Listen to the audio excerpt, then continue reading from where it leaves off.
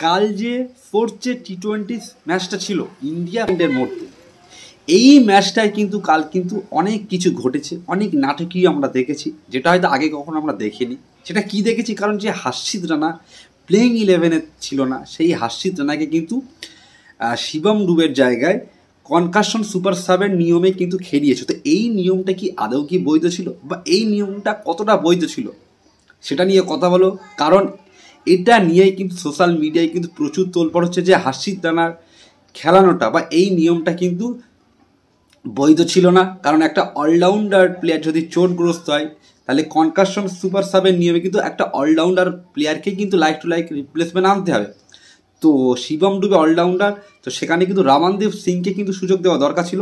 সেই জায়গায় কেন হার্ষিত রানাকে খেলানোর সুযোগ দেওয়া হলো, সেটা নিয়ে কিন্তু সোশ্যাল মিডিয়ায় এখন প্রচুর তোলপাড় হচ্ছে। তো এটা A to Z আমি এক এক করে তোমাদের সামনে বোঝাবো যে এই নিয়মটা কতটা সঠিক আর এই নিয়মটা কতটা ভুল, সেটা কিন্তু আমি এক এক করে আলোচনা করব। কারণ আমরা সবাই জানি যে এই ম্যাচটা কিন্তু ইন্ডিয়া হয়েছে, তো এই কারণে কি ইন্ডিয়াকে একটু অ্যাডভান্স পেয়েছে সেটা নিয়েও কিন্তু কথা বলবো।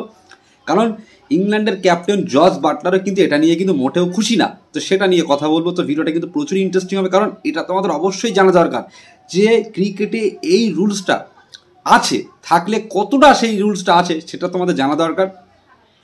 তো তার আগে তোমাদের কাছে আমার একটা রিকোয়েস্ট, যদি চ্যানেলে নতুন আসো তাহলে চ্যানেলটা সাবস্ক্রাইব করবে, আর ভিডিওটা ভালো লাগলে অবশ্যই ভিডিওটা লাইক করে আর ভিডিওটা বেশি বেশি করে তোমার শেয়ার করবে। A to Z কালকের ম্যাচ নিয়ে কিন্তু কথা হলো। তো সময় নষ্ট না করে মূল টপিক্সে যাওয়া যাক। দেখো, আমরা সবাই জানি যে কাল কিন্তু ইন্ডিয়া যে ফোর্থ যে টি-20 ম্যাচটা চলছিল ইংল্যান্ড ভার্সেস ইন্ডিয়া, সেই ম্যাচে কিন্তু ফার্স্টে কিন্তু ব্যাটিং করতে আসে কিন্তু ইন্ডিয়া। তো সেখানে কিন্তু ব্যাটিং করতে এসে মানে প্রথম থেকে কিন্তু ইন্ডিয়া ব্যাটসম্যানরা কিন্তু জঘন্য কিন্তু খেলেছিল, যেখানে সঞ্জু স্যামসন আবারও কিন্তু ফেল, আবারও কিন্তু মানে ভুল শটে মানে জঘন্য খেলছে কিন্তু সঞ্জু স্যামসন। এক কথায় ভাই, কালকে কিন্তু সঞ্জু স্যামসংয়ের জন্যই কিন্তু ম্যাচটা হারতো। সঞ্জু স্যামসং একটা run out, easy run out, Rinku সিংয়ের ইজি রান আউট, এই দুটো ভুলের জন্য কিন্তু কাল কিন্তু ইন্ডিয়া টিম কিন্তু হারতো, ঠিক আছে। তো সেই জায়গায় কিন্তু অনেকটা কিন্তু বাঁচিয়ে দিয়েছিল কিন্তু হার্ষিত রানার যে 19 ওভারটা, সেই 19 ওভারেই কিন্তু ক্যাচটা ছেড়েছিল, ঠিক আছে। তো তারপরে আউট হয়ে যায় কিন্তু সূর্য কুমার যাদব ব্যাট করতে আসে, সেও কিন্তু আউট হয়ে যায়। 2 উইকেট, 12 রানে 2 উইকেট পড়ে যায়, তাও দুটোই কিন্তু টপ অর্ডারের ব্যাটসম্যান। তখন সেই মুহূর্তে কিন্তু আমরা এটাই ভেবেছিলাম যে আজ হয়তো ইন্ডিয়া টিম মানে টেনে টুনে 140-50 রানের মধ্যে অল উইকেট হয়ে যাবে আরামসে, কিন্তু ইংল্যান্ড কিন্তু এই রানটা কিন্তু চেস করে নেবে। তারপরে ব্যাট করতে আসে তিলক বর্মা, সেম টু সেম তিলক বর্মা কিন্তু একটা ভুল শট করে কিন্তু আউট হয়ে যায়।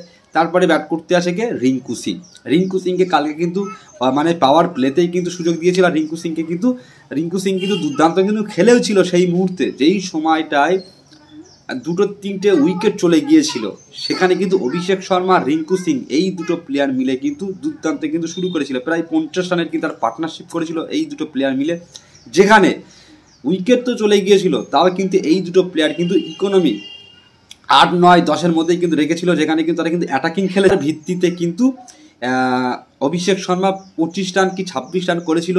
তারপরে রিঙ্কু সিং কিন্তু একটু ধরে খেলছিল, রিঙ্কু সিং মেবি 30 রান করেছিল, যখন দরকার ছিল কিন্তু টিমটাকে কিন্তু ধরে রেখেছিল, প্রায় 10-11 ওভার পর্যন্ত ধরে রেখেছিল। তারপরে রিঙ্কু সিংও কিন্তু একটা ভুল শটে কিন্তু আউট হয়ে গিয়েছিল। তারপরে ভাই ব্যাট করতে আসে কে হার্দিক পান্ডে, যে হার্দিক পান্ডে ভাই এসে দুর্দান্ত কিন্তু শুরু করেছিল, ঠিক আছে। শিবম ডুবে ব্যাট করতে আসে, তারপরে কিন্তু হার্দিক পান্ডে আসে। তো শিবম ডুবে আর হার্দিক পান্ডে এই দুটো প্লেয়ার মিলে কিন্তু তাবড়তোড় পাড়ি খেলে, যেখানে হার্দিক পান্ডের ভাই শটগুলো দেখে না মনে হচ্ছে না যে হার্দিক পান্ডে যেভাবে শটগুলো আরামসে মারছে না, অত মানে আরামসে কিন্তু ওই শটগুলো মারা কিন্তু অতটা কিন্তু চেন্টিখানি কথা না। সে যেভাবে শটগুলো ইজিলি 6 মারছিল না, মানে ফ্ল্যাট 6, দুর্দান্ত কিন্তু এই মুহূর্তে কিন্তু ফর্মে ছিল হার্দিক পান্ডে। আর হার্দিক পান্ডে কালকে হার্দিক পান্ডের জন্যই কিন্তু 180 রানে কিন্তু পৌঁছেছিল ভারত। আর অবভিয়াসলি শিবম ডুবেও কিন্তু একটা মহামূল্যবান 50 রান করেছিল। শিবম ডুবেও কিন্তু যথেষ্ট ভালো খেলেছিল, স্পিনারের বিরুদ্ধে কিন্তু দুর্দান্ত কিন্তু খেলছিল কিন্তু শিবম ডুবে। তো হার্দিক পান্ডে আর শিবম ডুবে এই দুটো অলরাউন্ডার মিলে কিন্তু টিম ইন্ডিয়াকে কিন্তু একটা ভালো কিন্তু রানের কিন্তু টার্গেট দিয়েছিল 182 রান। এই রান কিন্তু চেস করতে আসে কিন্তু ইংল্যান্ড, যেখানে ইংল্যান্ড কিন্তু প্রথম থেকে কিন্তু ভালো ব্যাট করছিল, যেখানে ফিল সল্ট আর ভেন ডাকেট এই দুটো প্লেয়ার কিন্তু দুর্দান্ত কিন্তু শুরু করেছিল। প্রায় ফিল্ড সল্ট আর বেনটাকে দুর্দান্ত কিন্তু শুরু করেছিল, যেখানে ফিল্ড সল্ট মেবি 23 করেছিল, 21 বলে 22-23 করেছিল, তারপর উইকেট চলে গিয়েছিল। বেনটাকে 19 বলে মেবি 39 রান করেছিল, দুর্দান্ত কিন্তু খেলছিল, প্রায় 40 রান 45 রান কিন্তু একটা পার্টনারশিপ করেছিল, একটা উইকেটও যায়নি। সেই মুহূর্তে ভাই 5 ওভারের পরে 6 ওভারে পাওয়ার প্লে লাস্ট ওভারে রবি বিষ্ণু বল করতে আসে, সেখানে এসেই কিন্তু বেন ডাকেটকে কিন্তু উইকেটটা নিয়েছিল। বেন ডাকেট যেভাবে বিধ্বংসী মেধাতে ব্যাট করছিল, যদি বেন ডাকেট ওই মুহূর্তে আউট না হতো তাহলে কিন্তু ম্যাচটা কিন্তু ইজি বার করে দিত। তো রবি বিষ্ণুই কাল কিন্তু বেন ডাকেটের উইকেটটা নিয়েছিল, ঠিক আছে। তারপরে একের পর এক, তারপরে আবার কিন্তু জস বাটলার ব্যাট করতে আছে, জস বাটলারের উইকেটটা কিন্তু রবি বিষ্ণুই কিন্তু নিয়েছিল। তো এই দুটো মহা মূল্যবান উইকেট ইংল্যান্ডে নিয়েছিল কিন্তু রবি বিষ্ণু। তো রবি বিষ্ণু কিন্তু কাল কিন্তু এই মহামূল্যবান উইকেটটা নিয়েই কিন্তু ইংল্যান্ডকে কিন্তু কোলঠাসা করে দিয়েছিল। তারপরে ভাই ফিল্ড শটকেই কিন্তু সেম কিন্তু ফিল্ড শটে কিন্তু আউট হয়ে যায়, বাজে শট খেলে আবারও কিন্তু ফিল্ড শট। তবে আরসিবির জন্য কিন্তু চিন্তার বিষয় এটাই যে ফিল্ড শট আর লিয়াম লিভিংস্টোন এই দুটো প্লেয়ার যেভাবে ইন্ডিয়ার মাঠে যেভাবে এই 4টে ম্যাচ খেলেছে, জঘন্যতম খেলেছে। সেম কিন্তু জেখাব ব্যাতেলকে কিন্তু একটা দুটো ম্যাচ কিন্তু বসিয়ে রেখেছিল, আবারও কিন্তু সুযোগ দিয়েছিল, আবারও কিন্তু ব্যর্থ। তো ব্যাঙ্গালোরের জন্য কিন্তু প্রচুর টেনশনের বিষয় এটাই যে জেখাব ব্যাতেল, লিয়াম লিভিংস্টোন আর ফিল সল্ট এই 4টে প্লেয়ার কিন্তু আউট অফ ফর্মে, জঘন্যতম ফর্মে আছে। আইপিএলের আগে এরকম নোংরা জঘন্য ফর্ম থাকলে কিন্তু মানে আরসিবি কিন্তু প্রচুর চাপে পড়তে পারে কিন্তু তাদের টিমকে নিয়ে, ঠিক আছে। কারণ দেখো একটা দুটো ম্যাচে যদি খারাপ খেলে সে ব্যাপারটা আলাদা, কিন্তু দীর্ঘ যদি 4-5টা ম্যাচে যদি রান না পায় তাহলে কিন্তু সেই প্লেয়ারটা কিন্তু আউট অফ ফর্মে আছে, ঠিক আছে। এবার আমরা যদি কথা বলি যে দেখো সেই মুহূর্তে হ্যারি ব্রুক, তারপরে কিন্তু হ্যারি ব্রুক কিন্তু দুর্দান্ত কিন্তু ইনিংস খেলছিল। হ্যারি ব্রুক কিন্তু 50 রান করেছিল, প্রায় 29 বলে কিন্তু একটা 50 রান কিন্তু করেছিল হ্যারি ব্রুক। সেই সময় মনে হচ্ছিল হয়তো হ্যারি ব্রুক কিন্তু ম্যাচটা কিন্তু বার করে দিতে পারে, কারণ হ্যারি ব্রুককে কাছ থেকে কিন্তু আমরা এরকম ম্যাচ অনেকেই দেখেছি। হ্যারি ব্রুক কিন্তু সে কিন্তু ম্যাচটা কিন্তু বিল্ড করতে পারে এবং ম্যাচটা কিন্তু বড় ইনিংসে কিন্তু নিয়ে যেতে পারে, অনেক কিন্তু সেঞ্চুরি করেছে সে। তো হ্যারি ব্রুকের উইকেটটা আবার কে নিয়েছে আর কে নেবে? বরুণ চক্রবর্তী থাকতে হ্যারি ব্রুককে কি কখনো দাঁড়াতে দেয়? তো সেই বরুণ চক্রবর্তী আবারও একবার কিন্তু হ্যারি ব্রুকের কিন্তু উইকেটটা নিয়েছে। তো এ থেকেই বোঝা যাচ্ছে যে হ্যারি ব্রুক তুমি যতই ভাই বিধ্বংসী প্লেয়ার হও, যতই তুমি ট্যালেন্টেড প্লেয়ার হও না কেন ভাই, এই হ্যারি ব্রুকের উইকেটটা সেই বরুণ চক্রবর্তী নিয়েছে। তো বরুণ চক্রবর্তীর সামনে কিন্তু হ্যারি ব্রুক কিন্তু দুর্বল, এটা কিন্তু আমরা এই ম্যাচে দেখেছি। যে কবার উইকেট নিয়েছে হ্যারি ব্রুকের সে কবারই কিন্তু বরুণ চক্রবর্তী কিন্তু এনে দিয়েছে। সেই একই ওভারেই কিন্তু বরুণ চক্রবর্তী কিন্তু জেখাব ব্যাথেলের উইকেটটাও কিন্তু নিয়ে নিয়েছিল। তো ওই জায়গাটাই কিন্তু ম্যাচটা কিন্তু ইংল্যান্ডের কিন্তু ফেসে গিয়েছিল। তারপরেই কিন্তু আমরা কিন্তু নাটকীয় মোড় কিন্তু ম্যাচে দেখেছিলাম, যেখানে আমরা হঠাৎ করে দেখেছিলাম কে না হার্ষিদ রানা। তখন কিন্তু আমরা অবাক হয়ে গিয়েছিলাম যখন হার্ষিদ রানা বল করতেছে, যে হঠাৎ করে হার্ষিদ রানা কেন। তখন জানতে পারলাম যে হার্ষিদ রানা কনকাশন সুপার সাবের নিয়মে মাঠে এসেছে। দেখো এই নিয়মটা রুলসটা ইন্ডিয়ার টিমে অবশ্যই আছে। তো এই নিয়মের রুলসটা এমনই আছে যে like to like replacement. Shivam ডুবে একটা ব্যাটিং অলরাউন্ডার প্লেয়ার, ঠিক আছে। তো শিবম ডুবে যদি লাইক টু লাইক রিপ্লেসমেন্ট আমরা দেখি, ইন্ডিয়া যে স্কোয়াডের প্লেয়ার আছে তার মধ্যে লাইক টু লাইক রিপ্লেসমেন্ট সেটা হচ্ছে কে রামানদীপ সিং। কারণ রামানদীপ সিং সে বলও করতে পারে ব্যাটও করতে পারে, এটা কিন্তু করা যেত। কিন্তু ইন্ডিয়া এই যে অ্যাডভান্সটা নিয়েছে, ইন্ডিয়ায় খেলা হচ্ছে বলে হয়তো এই অ্যাডভান্সটা পেয়েছে, আম্পায়ারের কাছ থেকে অনেক হেল্প পেয়েছে। তবে কিন্তু এই নিয়মটা কিন্তু আদৌ কিন্তু মানে আমি তো বলবো ভাই ঠিক না। কারণ তুমি যখন শিবম ডুবের জায়গাটায় একটা কনকাশন সুপার সাবের নিয়মে একটা প্লেয়ারকে নেবে, তখন কিন্তু শিবম ডুবের like to like replacement Ramandeep সিংকে ইউজ করতে পারতো, সেখানে তুমি একটা ফাস্ট বলারকে নিয়েছো, এটা কিন্তু ঠিক না। এটা হয়তো Gautam Gambhir master stroke use করলেও কিন্তু এই নিয়মটা কিন্তু আমি সঠিক মনে করছি না। কারণ স্পষ্টভাবে এই নিয়মটার ব্যাখ্যা আছে যে কনকাশন নিয়ম তুমি অবশ্যই নিতে পারবে যদি কোনো প্লেয়ার, আমরা জানি যে হেলমেটে কোনো প্লেয়ার যদি খেলতে গিয়ে লাগে তাহলে কিন্তু তারা ফিজিও থাকে, তারা কিন্তু এসে কিন্তু হেলমেটটা কিন্তু চেক করা কিন্তু নিয়ম আছে।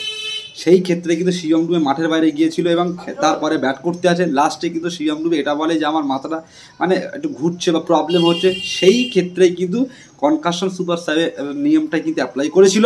সেই অ্যাপ্লাই কিন্তু রামানদীপ সিংকে সুযোগ দেওয়া দরকার ছিল, সেখানে একটা ফাস্ট বলার। এই নিয়মটা কিন্তু ভুল ছিল, এই নিয়মটা কিন্তু সঠিক না।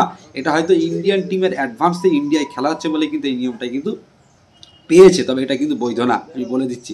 অনেক বড় বড় যারা ক্রিকেট এক্সপার্ট তারাও কিন্তু এই নিয়ে কিন্তু কথা বলছে, ঠিক আছে। তবে ইন্ডিয়া কিন্তু অ্যাডভান্স এটা পেয়েছে। দেখো এই হার্ষিদ রানার যে 4 ওভার বল করেছে, যদি শিবম ডুবে এই জায়গাটায় থাকতো অবভিয়াসলি বল করতো, হয়তো 2 ওভার বল করতো, শিবম ডুবের হয়তো বলে হয়তো প্রচুর মারও খাটতো, কিন্তু Harshit Rana proper fast bowler, এই অ্যাডভান্সটাই কিন্তু হার্ষিত রানায় কিন্তু সুযোগ লাগা 3টে উইকেট কিন্তু তুলে নিয়েছি, ঠিক আছে।